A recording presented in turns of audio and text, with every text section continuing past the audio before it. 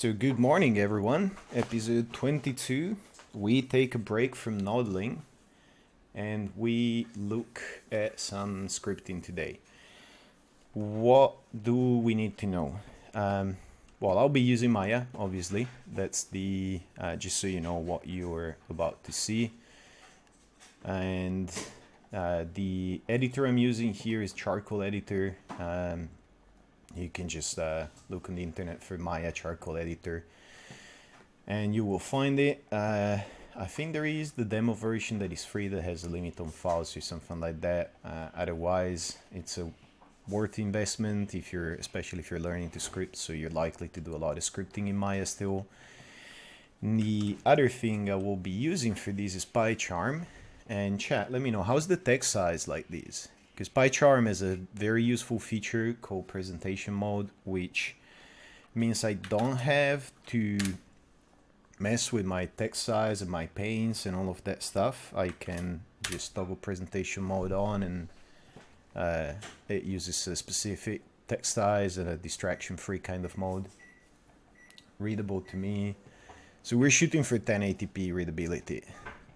I reckon this should be good enough, but let me see actually. It seems reasonable on my broadcast preview. So we're going for that. Now, it's readable in full screen. Do we want it larger than these? We could probably, let's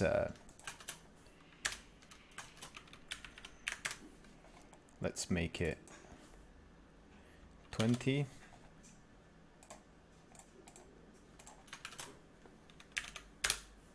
Okay, slightly larger again. More than these and I won't have space in the buffer to write.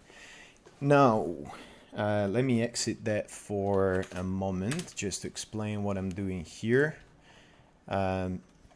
So if you go on GitHub, which you can find a link for from the main website, cultofreak.com, there is a repository called Didactic, and that has season 0. So normally, like if the scripts are very small, I just bundle them together with the post announced in the videos. That way you can copy and paste. You don't have to retype everything I'm doing by hand.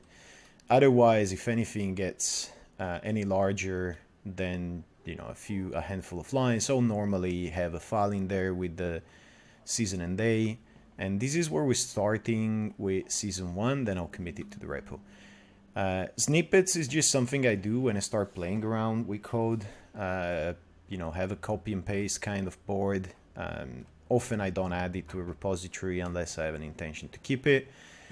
And this file open here is the stuff that we have from the pilot season in case we want to recycle something. And this is where we're going to start.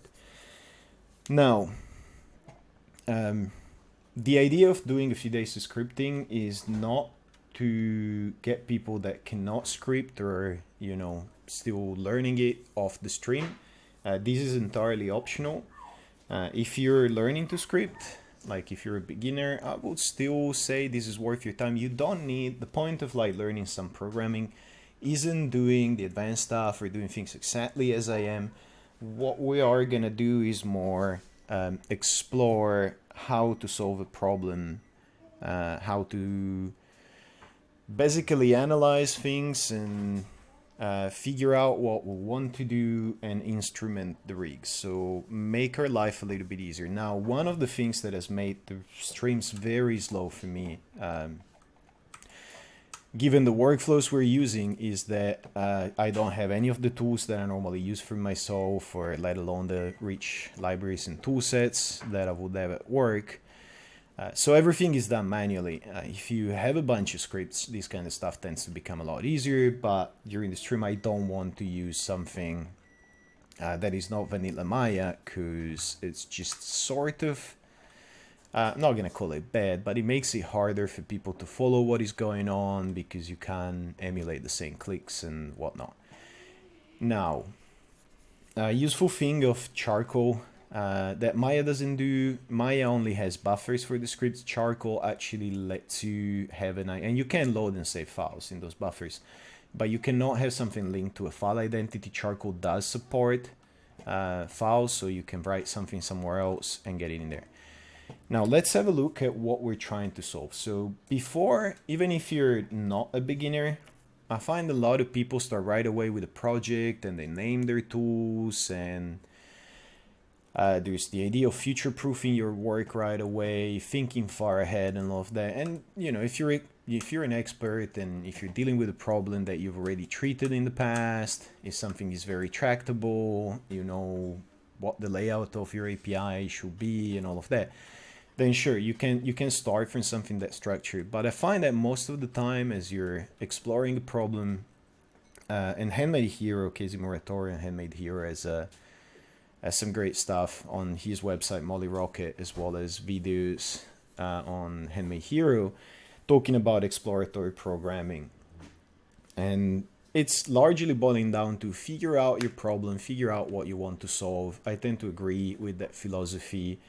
Explore that space, learn the APIs that you need to learn. In our case, it's like 99.9% Maya, a little bit of Python maybe. And get stuff working, and then put it together, and then eventually refactor if need be. So what do we want to achieve? Today, I reckon, is going to be more of an introductory thing where we figure out what we want to do, and maybe write a few functions. And again, I don't write classes or libraries or modules right away if I'm literally exploring the problem. If I was doing these just for myself, I know the problem space enough to do that, but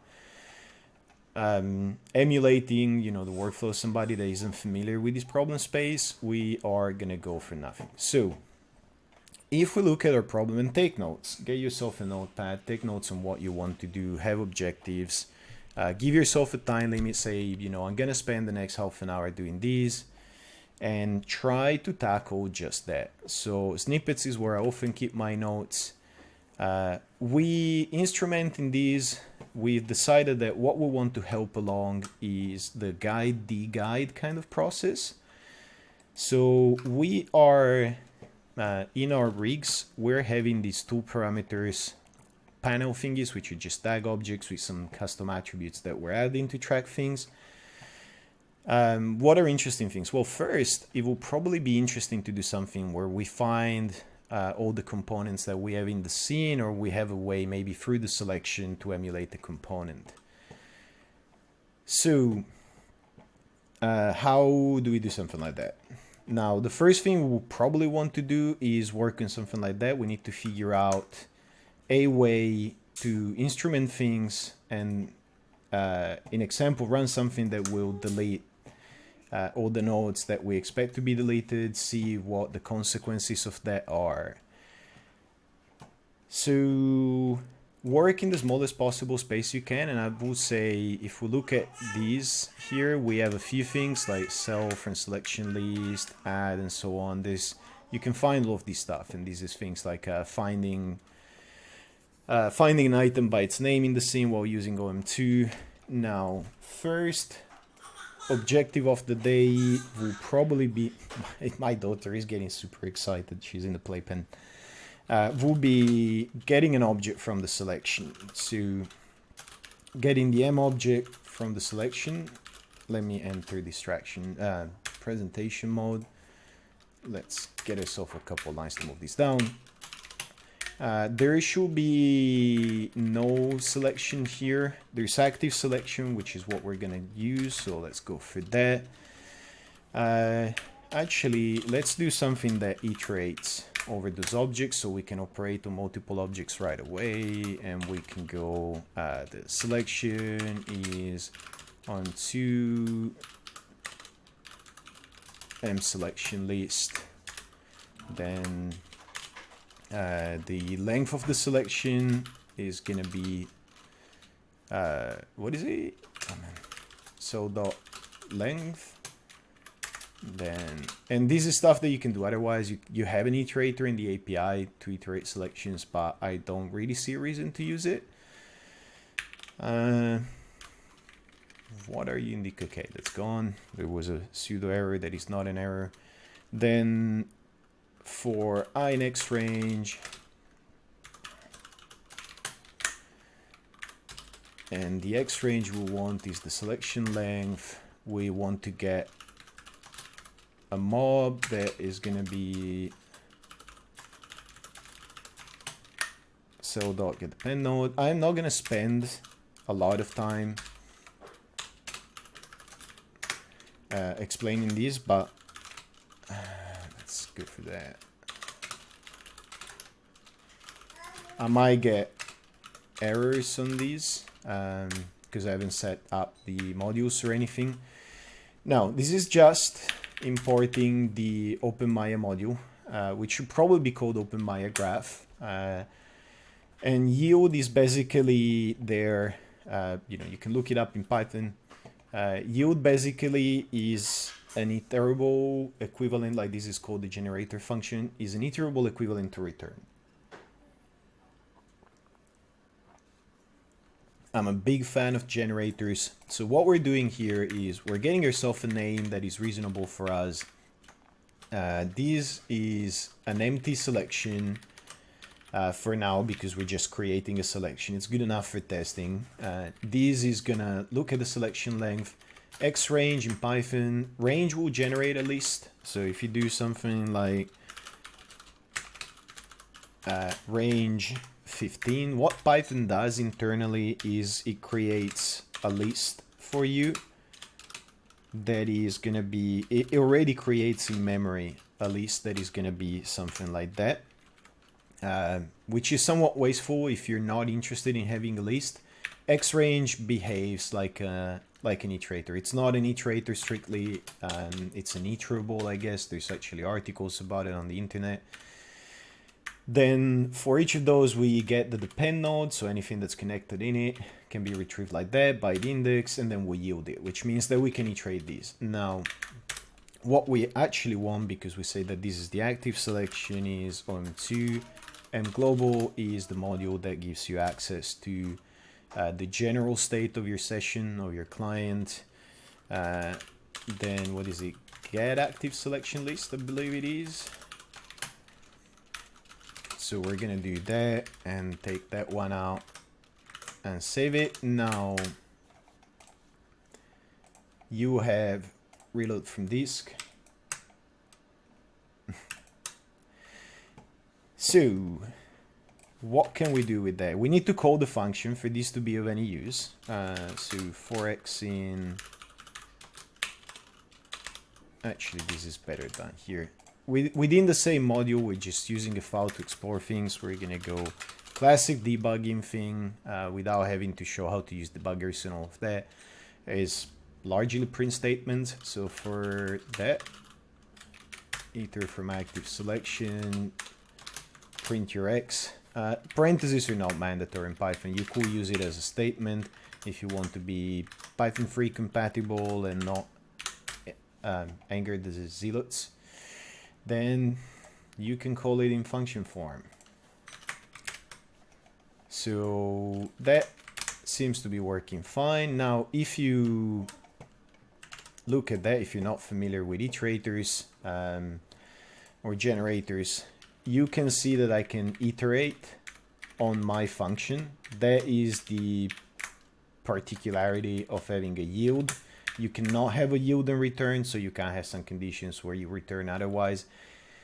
This is basically gonna run this code, enter some loop that iterates, and then every time that loop runs, it yields something. The next time the function is called, it's gonna start from the next step in the loop instead of rerunning everything. A normal function with a return would instead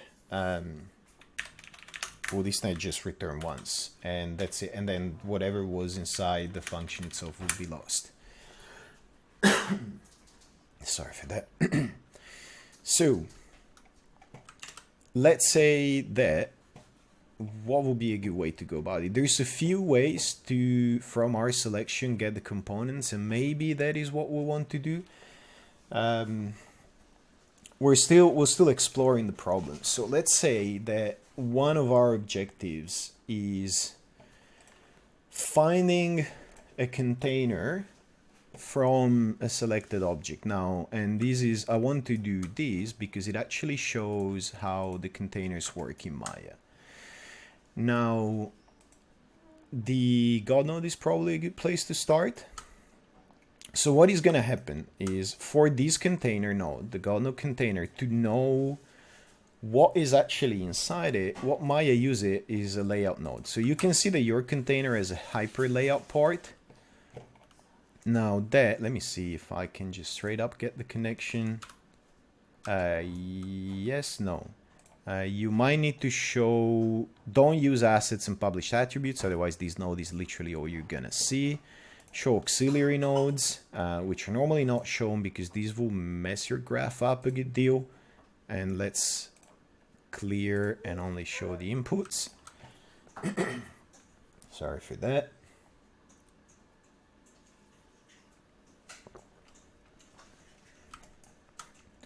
And you can see that you have hyper layout free. So Maya does something that's a sort of conflation, like it takes responsibilities that should be, and conflation has taken a negative exception over the years. It might or might not have one.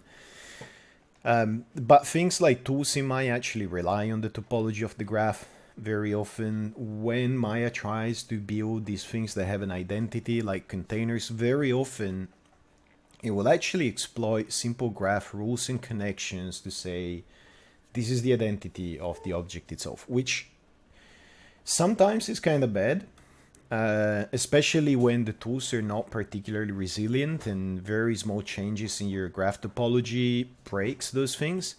But most of the time is not necessarily a bad idea. I actually don't mind it, and sometimes I even like it. So when you see this hyper layout, this is a generic node, so maybe what they should have done was develop a specific node so that you could find it faster, because like looking just for these is going to get you a lot of nodes, because this is also used for bookmarking and so on. If this was used for bookmarking, for each node that is connected as a message, you would also save the X and Y position, I think, in a node editor, so you can play with that and write your own sorting of the node editor if you want. I believe, don't quote me on that because I haven't done it yet. But in this case, all it does is it tells us everything that is inside that container. So that seems like not a bad idea. Now, from that, what follows for me is that if we look at everything that we have in our graph, if we want to find if it's in a container or not without using commands or stuff like that, then this is actually going to be pretty fast.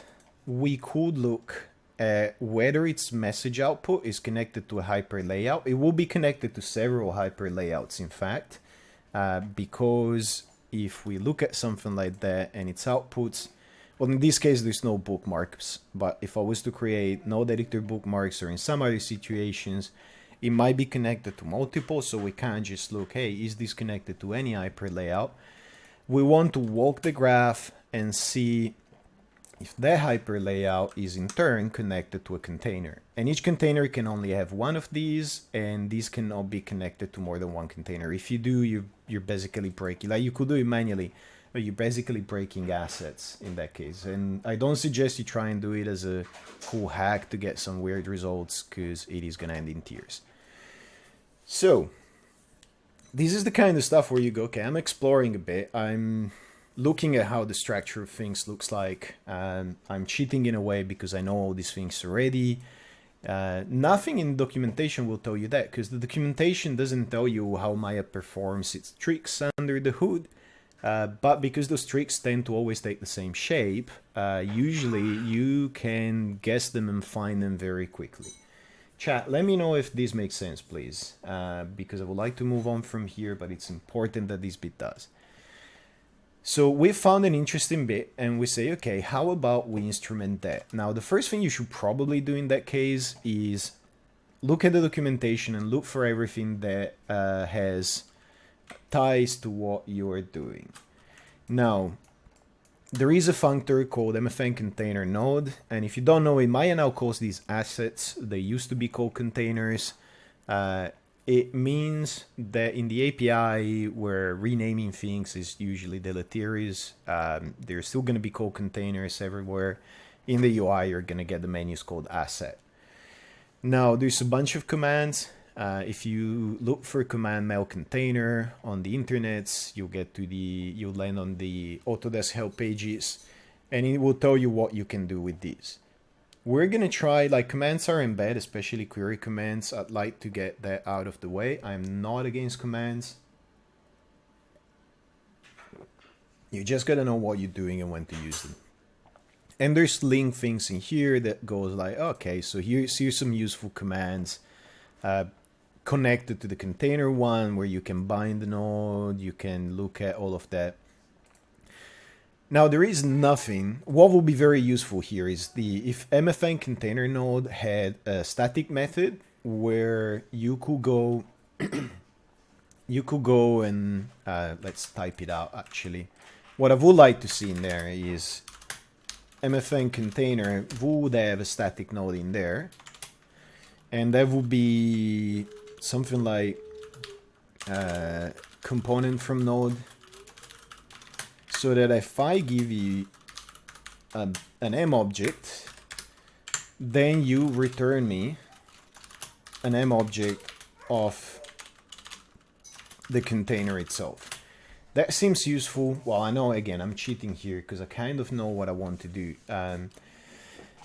But that seems pretty useful, because we might want to figure out from our selection, because we're not going to instrument this with a UI right away. We want to be able to respond to user input, even if the user is ourselves.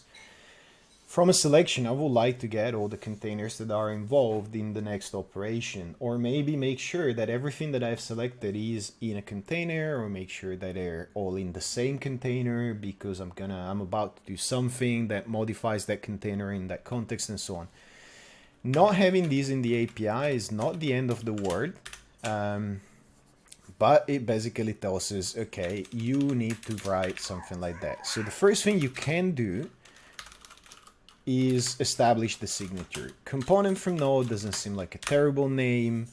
Now, if you had nodes, you could start doing some filtering in there right away. I don't think that's the best idea. I would rather write a small granular first, and that is going to receive a Maya node, which we expect to be of type M object. Now, it is not a bad idea to, if you're exploring and you don't, like, if you're going pretty fast, it's not super bad. It's not a bad idea to actually write yourself some documentation about your expectations. It's extra work, and if you're going really fast and you're just poking at the API, maybe don't. But if it's something that you actually want to realize, validating the signature of a function to figure out what you want is not a bad idea. So in this case, use whatever documentation format you want. I am going to go for these. This is what my API is already, my ID is already set to. This is going to be of type M object. I know I only want to deal with that. I don't want to deal with errors. And it is any dependency node in my so return in this case could be an M object if it is container, or none if it is not container, because there's no guarantee that something is in a container. It might be useful to figure out if it is. So let's actually take this down a notch. Container for node, not component. Component is our own notion. These we don't care for any longer. It's kind of like some, obviously just the day before I start streaming scripting, pycharm started barfing a bit on my syntax highlighting. Don't know why. It's the way of pycharm some days, so I'll need to figure it out. So let me try and retype it. Okay. See, this is bound to be some silly thing with the actual cache or something like that. I'll have to figure it out. Now, the container object, the argument is linked to if there is one, otherwise none. At least I know what I want to do in here. If I have to pick it up later, or if I call it and it doesn't do what I want, I have something telling me what I'm doing. So, and this is why I had these open. That way you can reference a file that is doing a fair chunk of work. This was for the callback stuff, but it does, we did do some good work to find things like, hey, how do you find the plug? How do you find things connected? So you can reference these files. Now, what do we want to do from there? So we have a Maya node. That is okay. We want to get its message attribute. Do we care for a function? Is that something frequent enough that we care for a function that does just that? Maybe, maybe not. At this point, I'd rather not have a proliferation of functions right away nested into each other. So I am going to do it within here. Another thing I will say, don't start factoring things out right away. That's a thing that I see done all the time, where people go like, oh, this thing is clearly doing something isolated, like get the message attribute in a node. It should be its own function right away. I know some people teach that that is a good thing. I don't think that something should be factored into its own thing unless you have 2 or 3 uses of it at least. So until then, I'll write in line. Now, what do we want? We do want to be able to explore the nature of that object a bit. So MFN dependency node is the functions attached to depend nodes, and it allows us to do a few things. It can be initialized to a Maya node. So simple names, MFN depth for that. Actually, don't even need that much. We can just go FN depth. And we want to find the attribute called message. So this should still be okay, and from there we should be able to call container from node. So let's start redoing, like, this is kind of our inline test, I guess, for now. It pokes at our code to make sure that things work. So print, let's say that from here we'll return the attribute for now. Print, what is it, container from node of x. At this point these should do nothing meaningful yet, so let's go on a little bit. So how many attributes do we have? To iterate the attributes on an object, like one of the fastest ways I've found is simply get the attribute count. And oops, I don't have autocompletion, which is a bit of a bother. I think it's literally attribute count. We could actually do this. Charcoal has some autocompletion for the My API, which is pretty good. So does pycharm if you actually set up the project to link to the My API. I haven't. I might have to get the autocompletion, but whatever. Like, we can start writing out the logic and then we'll fix the bugs. So then what we do is for in X range of attr count. Now at this point we've exhausted this FN dep here, so we can reuse it for something else. And we can go attr equals whoops, what is it, MFN. I should have used just the naming convention I use at work, but whatever. FN dep attribute I, and that should get me the ith attribute, so it should get every attribute. Now attribute itself needs a functor to get the name, which is a bit of a bother, but not a huge one. So on to MFN attribute alone should be okay. We initialize it to attr, so that should do us. And then we go if fn attr dot name. I forget if this is a method or a property. I think it's a method. So this is as sorry for that.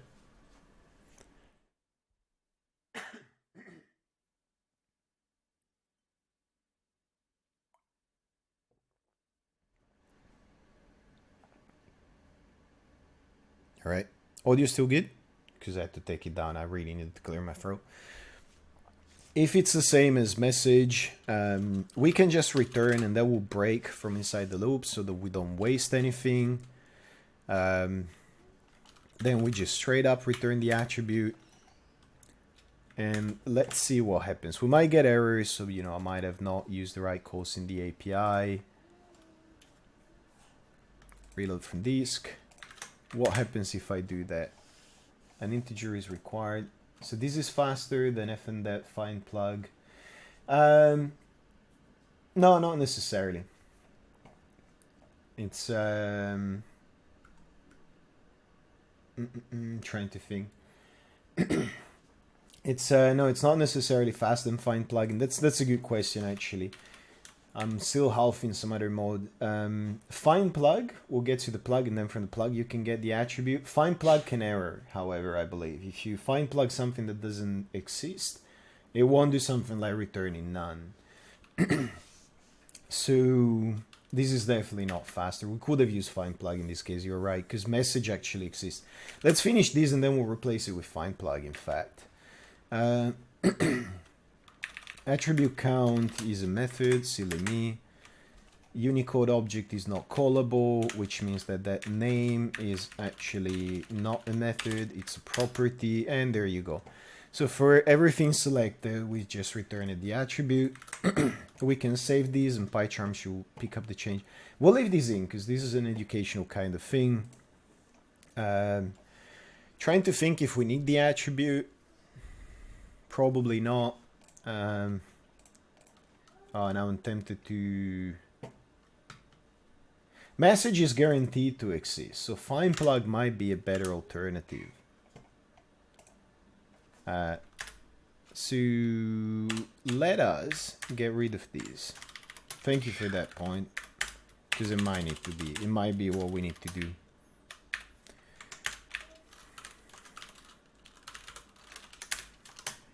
So find plug has a name attribute and then whether it's networked or not.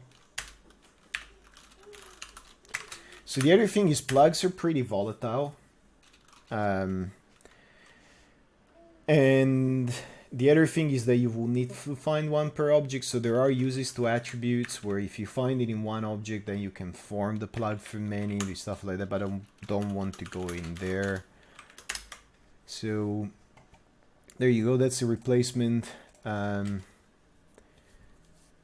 What is the difference between a plug and an attribute? That's a pretty good question actually. Should I take time to explain it? Probably yes. So shoot your eyes, it's about to go very bright in here.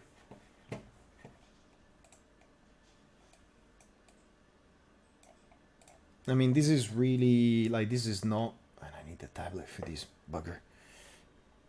We're not really doing a scripting course per se, so some things we'll assume people need to know to get into these, but this seems like a good question. So if you have a scene table in Maya, for the sake of argument, and this is a gross oversimplification, so do not go in thinking that this is the truth and all the truth that you need to know. You do have a scene table of sorts in Maya, and in there, let's say that there's a list of objects,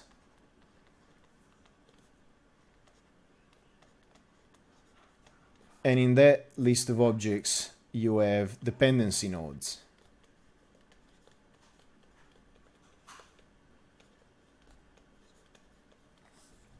So under that you will have, let's say, indexed by some hash of the name, or for again sake of argument, let's say they're the plain names, you would have the names of your nodes. So we've done something super simple, we would have something like this. Now those internally are basically what you get from mObject. So when you have an mObject and you call it, mObject is for the most part a manage pointer in disguise to some entry in the scene table.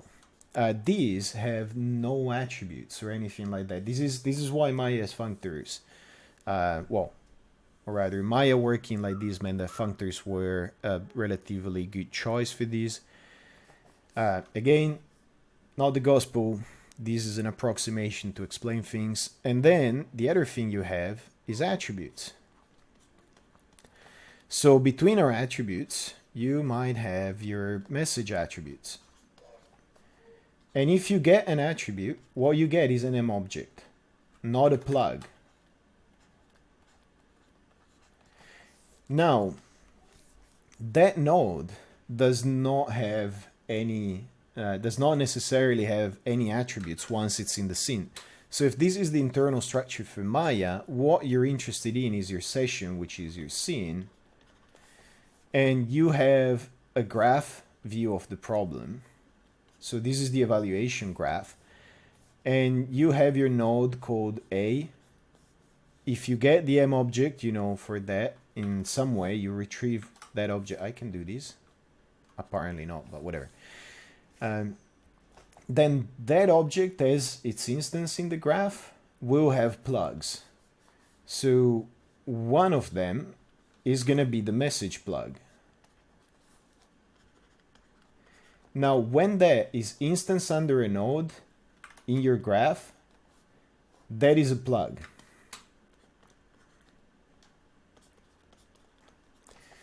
But this attribute is unique. So if you have B in your scene graph view of things, and that has a message plug, that is also pointing to that same M object usually. So an attribute instanced on a node is going to be a plug, but the attribute itself is not a plug at all. And that is why you have vastly different capabilities. So when you look at an attribute, it doesn't, when you look at the functor for an attribute, it does not have is connected. Is connected is a property of instancing it in your graph view so that it can be attached to other messages being passed around, so that it can receive messages from other plugs inside your graph view. Now, what this is responsible for doing, in example, a dependency node is responsible for saying, am I a DAG node? Am I just a DG node that I don't have a DAG entry? Am I of this or that type, and so on? And attributes are the same things. So this is called message. In reality, I guess, the way it exists in the scene table might be anything. It might just be a number. And then the description of that number is, hey, your name is message. And your type, well, is actually message. And your default value doesn't exist because you're a message. And are you hidden? No, yes, whatever. I think, no, they're not. So that you don't display in the attribute editor or anywhere else. So these are shared. Whenever you instance that attribute, this is the identity of that attribute. When you instance it on a node and it becomes a plug, all of these qualities are transmitted. Now, it's a good question. I felt that needed to be answered for what we're doing. Took us a bit of time, but it's probably useful to know. So I do want to do this. I am surprised. I probably don't have auto reload active, but it's okay. I can deal with these. Oh, my daughter is sad. So, message is guaranteed to be there. Chat suggested, why don't we use plug? It's actually a good point. We should use plug in this case. Now, we want to find the connected nodes. So plugs actually, and this is why, gotta go back to that tangent. This is why on plug, she's very sad that Trickle doesn't have auto reload. I think she said that pycharm did not auto reload by default. But that is why plug has a lot of methods, like is connected, you know, is connected is one of the methods, is destination, is source, connections, and so on. Whereas if you look at attributes, if you need to attach a functor to it, it has no functions to it. It has very little actually. It's basically an M object. It's just an address in memory somewhere or in a table that Maya has. Whereas the plug is being the instance of an attribute in there and needs to add functionality to the log. So for the output connections, we should be able to go for each destination in plug.destinations. I believe this gets me a list. Let's print that. And we don't want that. Like, we don't want to print anything there in this case. Reload from disk. So eventually, there you go. It's, oops. So let's go for something like that. It's saying, hey, this Godno thing is connected to hyperposition 9 depend node. So it's connected to something. That's cool. Is it just, yeah, because this is a buffer. It's not receiving from anything. It's not signaling anything. That's pretty good. If I did the same here on godno.env com control, it's telling me, oh, it's connected to publish node. So I know that it's actually published in a container. And it's connected to a depend node port in hyperposition, blah, blah, blah, blah. So this is how you can analyze a graph and zoom a lot of stuff that you cannot get from the normal tools. One of the ways. If you know what connections Maya conflated into kind of identity, or in this case aggregated into an identity, you can instrument your stuff really well. Did not get as much done as I wanted, but started late and this was important. So, what do we want from here? There is a type that we can use for containers, I believe. Now, so for each destination, we want to look at the destination node. Now, there's a couple of things that will be interesting right away, where given a selection, we can find, our contract says that if something is a control, it is going to be published in the attribute. We've done that in the pilot season. We're going to stick to that. It's a solid contract to have. And I've done it for the God node off screen because it takes 5 seconds. So if something is published in here, we know it's a control regardless of what naming convention you've chosen, regardless of where it is in the hierarchy. So it's a solid way to figure out that something is a control. We're not going to bother with that just yet, but eventually that will come in. So destination node is hdest.node. So hdest is of plug type. Let's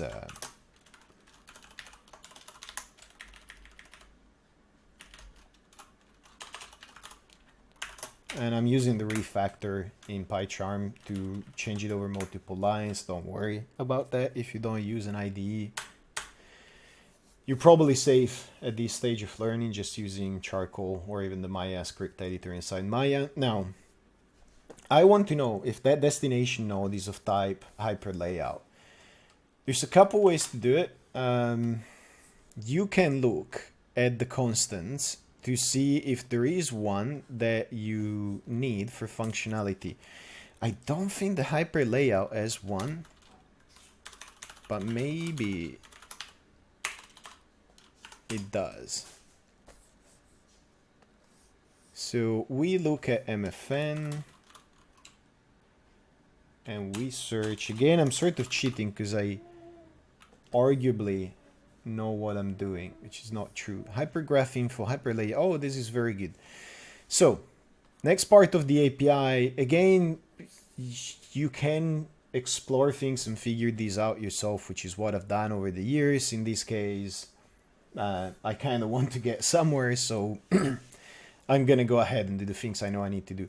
There's something called MFN, which is actually because Maya has this object functor kind of pattern where you take an object like an M object and you attach a set of functions to it.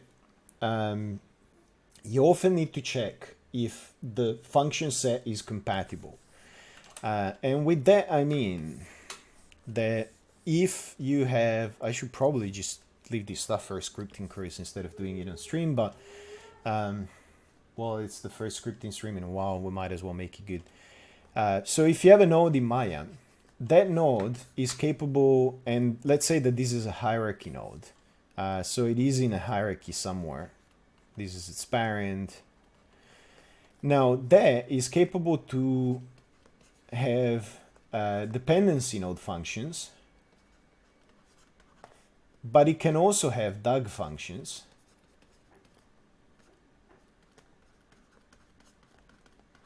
And possibly a bunch of other things. Now, which do you want? Depend node is the one that you will use to see, and DAG functions for the record. So let's make that a little bit more uniform. DAG function inherits from depend node, but if you add a stray node here that is not in a hierarchy, it's, you know, a depend node in your dependency graph somewhere like a mode matrix, that can attach, that can have a depend node attached to it, but it cannot have DAG because it does not have a DAG presence. So if you just try, because DAG functions inherits from the depend node, like most of the time you could just attach that and you get everything if you're working with DAG items. But it doesn't mean that you can always just use that, because some nodes will not have DAG functionality. Otherwise, it will be an error. It will be an error fest. Because of that, you can actually ask a node, what functions do you have? And that is where MFN comes into play. So MFN has a bunch of constants, and it's a long list. And K is normally how in the Maya API you find constant prefixed, that says this is a set of functionalities, and there is a ton of those. This is much faster than getting the type name of the node, which I see done all the time. Instead of getting the type name of a node and comparing strings, you can actually ask Maya, do you accept these functions? Can you respond to this function set? Again, long explanation, but the other cool thing about that is that you should be able to do it straight out from an M object. So we know that there is a hyper layout, and that is just an integer for the record. So let's get us that outside of the loop. We put ourselves what did you say it's called? Hyper layout. A reminder kind of thing.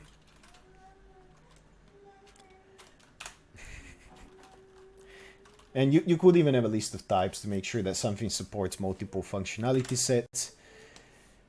The other thing from here is looking at MObject. And something interesting in that is that you should see. Can you please give me? Okay, so sure, leave this one where it was while you give me documentation for something else. You can see that it has a fan. This is all you get from an MObject. API type will give you the type constant.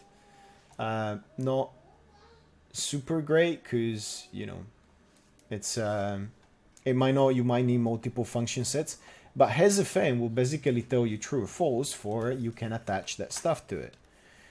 So destination node, if this node, I am taking a long time to explain this stuff. I'll need to move a lot faster the next time. But if it has that, or you could use the integer directly, but despite being constants, they have on rare occasion change. Very few of them, very rarely, I believe. I've memories of once that happening. And so if you reference these, you know, hopefully they will change their constants in their own API. Including these, and you're going to be safe. So here I'm getting all the destinations for the plug, for the message plug, and looking at whether they have hyper layout functionality. If they do, I know it's an interesting node. I could do that with list comprehension, but now because there might be many connections, I am probably, and there will be often in our graphs, I am probably more interested in going, if you don't have a hyper layout, just continue this loop, like, you know, go ahead. Now, that means that if I get to this point, I have found an interesting node. So I want to do the same thing here. Now, for this destination node, however, I have to find all things connected downstream. And I believe we've done a lot of these in here. So can I just remove callbacks? Can I just... Nah, might want to do it. And quite positive I showed at some point how to do these things, because they're so common. Oh, I always will find plugs. All right, fair enough. So at this point, we're dealing with an interesting node. And we should find it.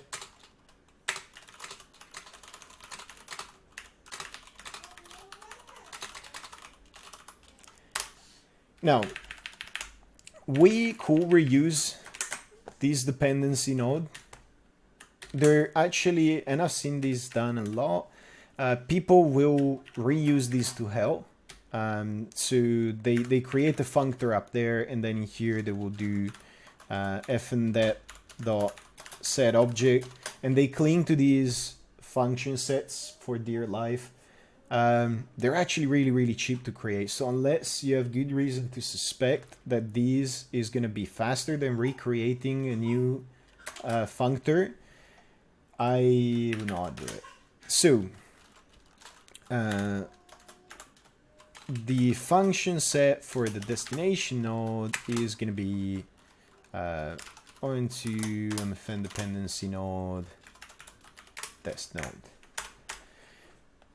Now we want to look at everything that is an outgoing connection. So again, I'm cheating a little bit, but I gotta emulate the discovery and dependency. No? You gotta emulate a little bit the process of discovery. So what can you do from here? Now, if you know what you can get, it's not a bad idea to go and read the page for that object and figure out what you can do from it. Now from here you can have a look and go, is this connected? Now I don't want to complicate things, but okay, so you can see that it has get connections, and get connections will get you a plug array. Now, does it have parameters? No. Okay, it's my own function somewhere else then that it had those parameters. So get connections is a tuple of strings. Oh, that's the alias list. I was like, what the hell? Is an mplug array, and an mplug array is actually iterable. So that doesn't seem like a bad idea. Connected equals fndes node dot get connections.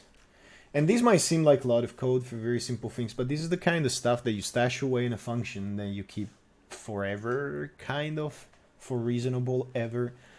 So that should get me an mplug array. Now my objects here can be a little bit wonky. Like some objects, like the selection list, is not are not iterable. Mplug array is actually iterable. So when you go into it, you can actually look at what it what it implements of the standard Python functions, and you can see that it's got get item, it's got a len, so you can assume that it's going to be behaving in a manner that's very similar to a list if you know about enough Python.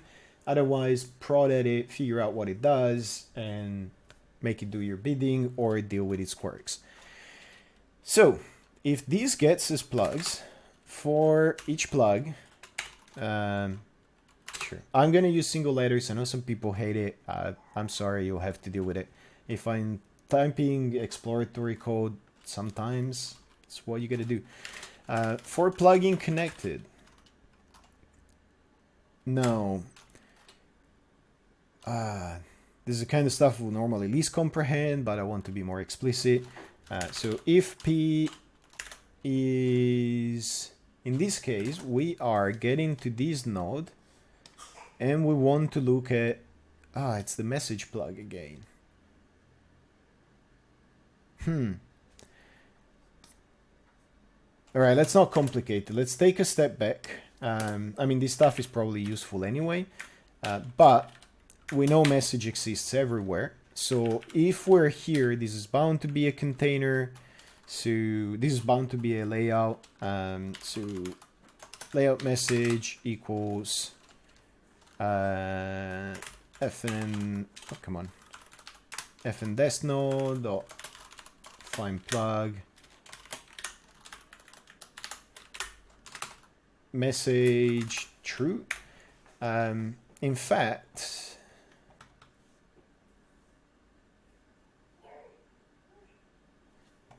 no, this is a bit dangerous. Sorry, I was looking at this because with this you could find the plug message and say true here, and it will only return that plug if it's networked.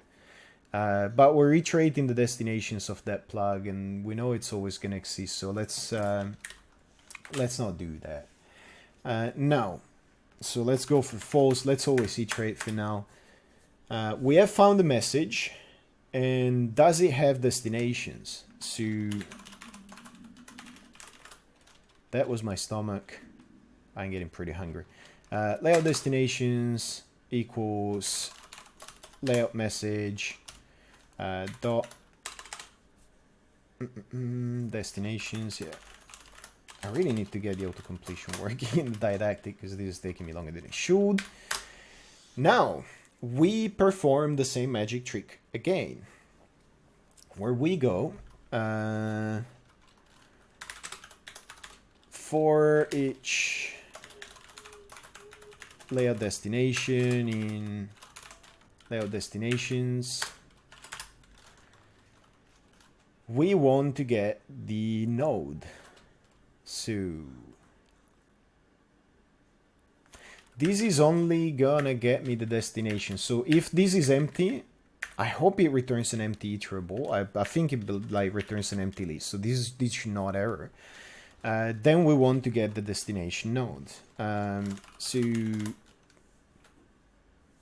can probably wrap it right away. In fact, each layout destination. So there is a plug.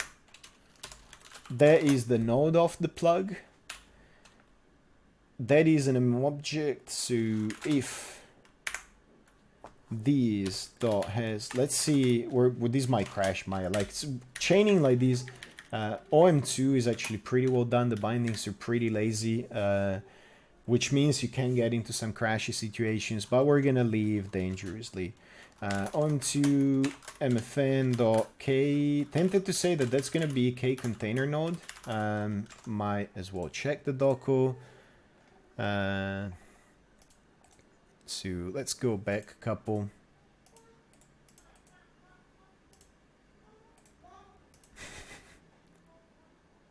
MFN. Do I have K container? Yes. So we have K container and K container base. I don't remember the difference. Tempted to say that K container is going to be enough. Are there other findings? So the two there, the two there. So not K container node, but just K container. Now, let's recap for a sec. We're getting the dependency node for what we're passing in. These we don't need anymore because we're using the plugs right away. We're finding the plug.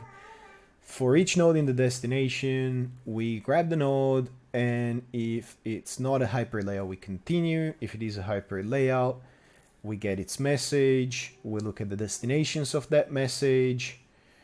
And then for each of those destinations, and this might seem a lot of code, but I can guarantee that this is going to be a lot faster than anything like commands or pyml and so on. Lazy bindings and the way the functors work and all of that are gonna make for much faster code than if you wrote otherwise. Now, if it's a container, then we are good. We are very interested in that. We should be able to return it. If this is not true, it will just get to the end of things here. And if you don't know, Python always returns. So if you don't specify a return, it will just return none. Now, let's see what that gets us. We're going to need to be moving a lot faster the next time, but I guess some explanations were in order. Let me have a lookie. So very good, thank you. See, my like pycharm normally will be pretty good at that. But whatever, pycharm. I need to fix it. I must have broken the VM or something. Thank you, Charcoal. So I have nothing. I had something invalid selected and I didn't get an error, so that's a good start. Now we want to print again, and if I do that, okay, it's finding an object. So that seems pretty legit to me. It's finding a bunch of objects. It's finding some none, which is interesting. And so if found is none, I would like to know what it is.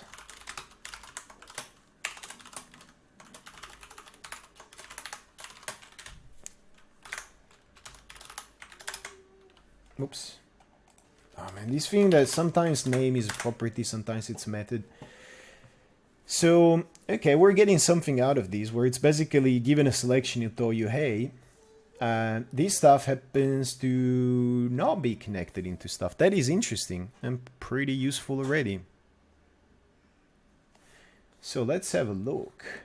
These, oh, leg guy, okay. And foot component.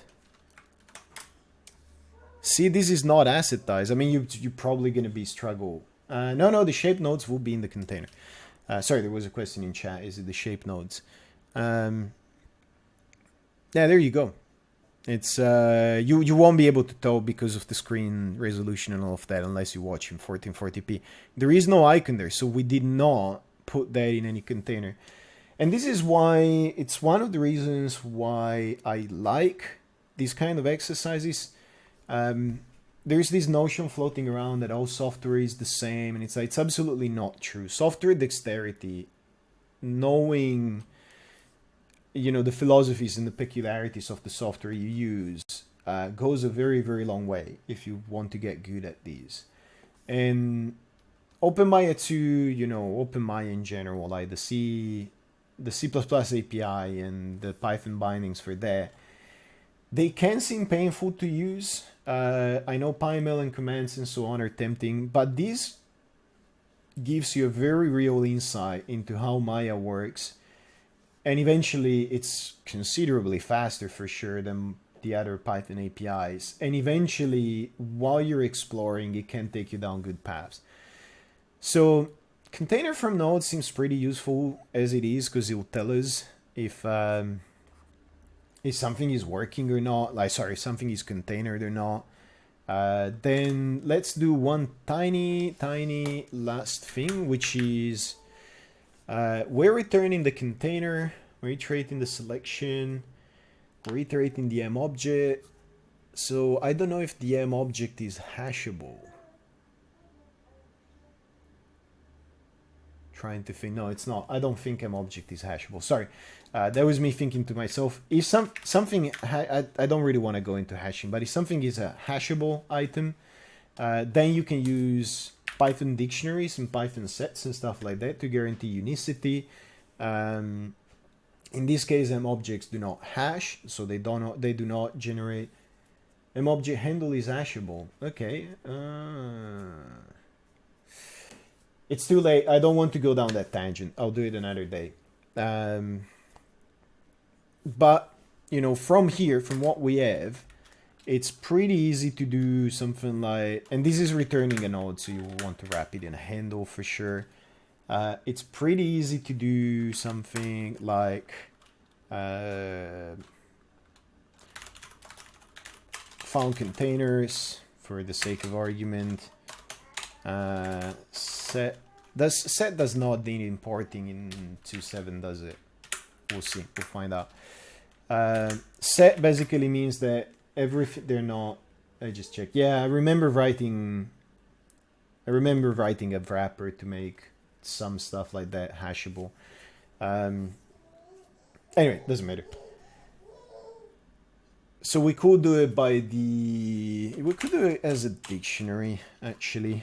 So we'll create the dictionary.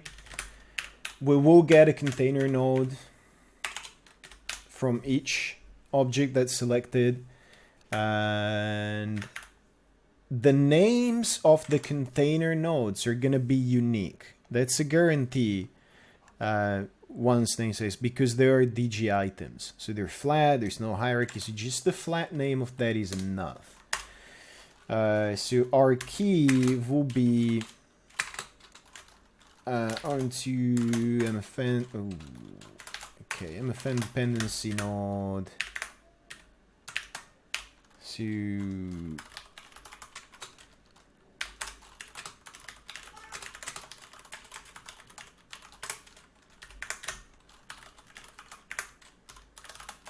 So that will be her key, and the value we will want to get the handle for that. Again, not gonna spend too much time, but M objects are volatile because Maya might need to, when we're talking about this table, Maya might need to rearrange this stuff. So if you want something that's long-lived for the identity of these, you take the M object and you wrap it into an M object handle. The M object handle is more expensive, but not to the point where we should worry about it. But it does extra work, and if the M object goes out of scope, instead of constantly having to check, is it null, is it null, is it null, or it might be even worse, it might be completely lost and you're pointing in the void and you crash, this gives us added safety. So if you want to persist things and have an easy time validating whether they still exist and they're valid and so on, then, sorry, I just completely lost my train of thought halfway through the phrase. Then you want to use an object handle. So on to M object handle. We have the container node, so that should wrap.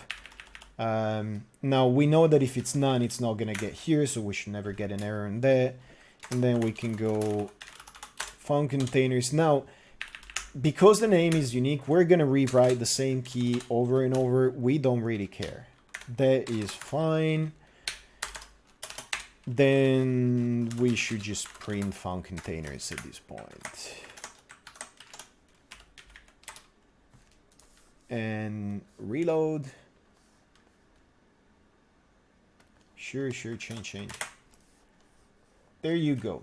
So because of the unicity of the keys, despite the fact that we have many objects selected, instead of getting, you know, the same container over and over and over again, we just get it twice. We get 3 containers, which is what we had. We're good. I reckon we call it here. It's started a little bit late, taken longer than I wanted, but I think this is a useful function to have around. It's going to constitute the basis for future work. Someone in chat was saying, Auto does have a hash code method that returns a hash code for the internal MyObject reference. No, it's not how I did it, but it's far, far beyond the scope of these streams for now. Do we have any questions? And it's gotta be quick. Like, if you want them answered, ask them now. Was this useful, actually? Been doing noddling for so long. It's, I forgot you could actually write text and make it do stuff. Come on, questions and feedback. We're going in 1 minute if there's none.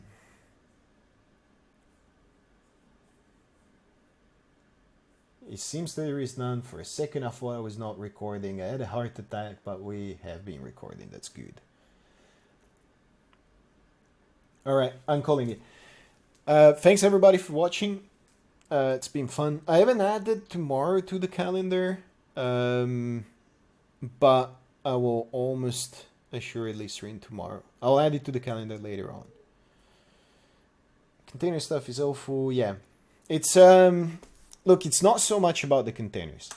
It's more about understanding that in Maya, a lot of stuff, like if you don't see the guts of it, if you don't see the node editor, if you don't see the API, you will never learn the way Maya operates. It's as simple as that. A lot of stuff, when it's presented to you, people think it's black magic, and not you, Kiki, because I know you're actually fairly competent and you don't make that assumption. But a lot of users assume that there's some black corners, there's some very dark corners in Maya, don't get me wrong, which are underserviced or hidden in dark places. But a lot of people assume that when you do create asset or when you add something to that asset and so on, Maya is doing something magic for them, or it's doing something black box. It's actually a very, very, very small footprint where Maya is doing that. Most of the time, it's a node and it has a node type, and it might have some added functionality that's been added as a functor to the API, and things like its population and the way it's configured and all of that come from the topology of the graph that is serving that node.